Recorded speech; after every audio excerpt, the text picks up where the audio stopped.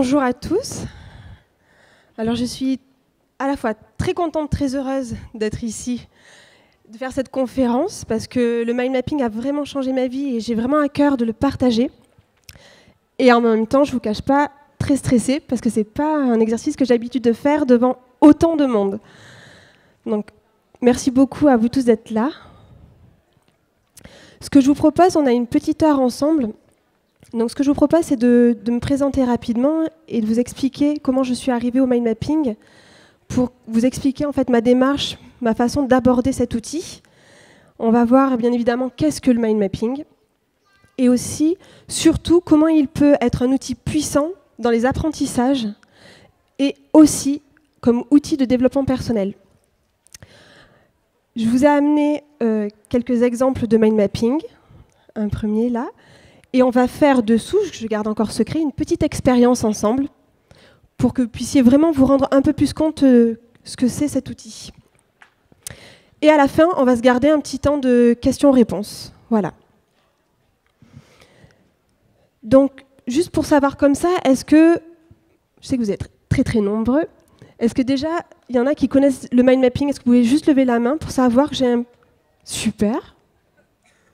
Génial. Donc là, je vous ai amené un exemple. Je ne sais pas si au fond, vous voyez très très bien. Donc là, c'est un exemple de mind mapping sur une leçon sur la coccinelle. Donc on a au cœur du mind mapping, on a le titre. Alors là, j'ai mis un dessin, d'accord, de coccinelle. Je n'ai pas écrit la coccinelle, le dessin était assez percutant comme ça. Donc on a le titre au centre de la feuille. Et de ce titre, on a des grandes branches, des grands thèmes qui partent. Contrairement au texte où on a bien sûr le titre en haut et les lignes les unes en dessous des autres. Dans ces grands thèmes, donc là on a le premier grand thème, c'est description. Dans ce grand thème, on a des sous-idées, des sous-thèmes, des sous-branches. On a insectes, coléoptères.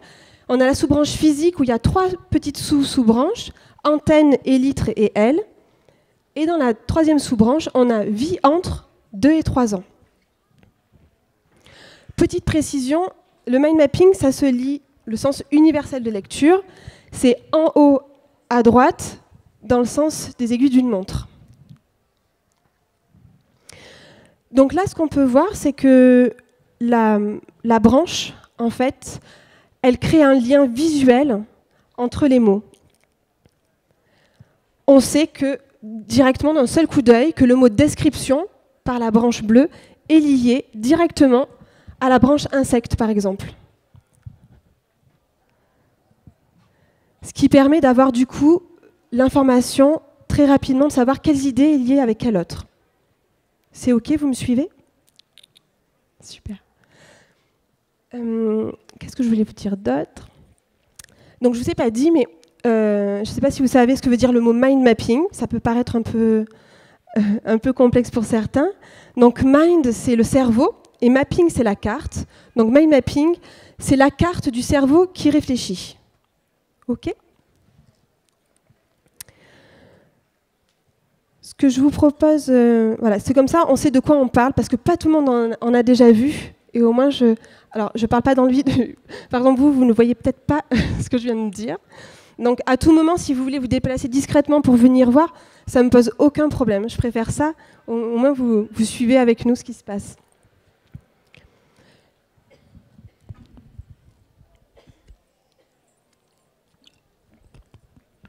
Pardon. Donc, ce que je vous propose, c'est de vous expliquer rapidement comment je suis venue au mind mapping, parce que je trouve ça important. Ça explique aussi ma démarche, ma façon d'aborder le mind mapping, pas seulement comme un outil efficace d'apprentissage, mais bien plus que ça, un outil aussi de développement personnel.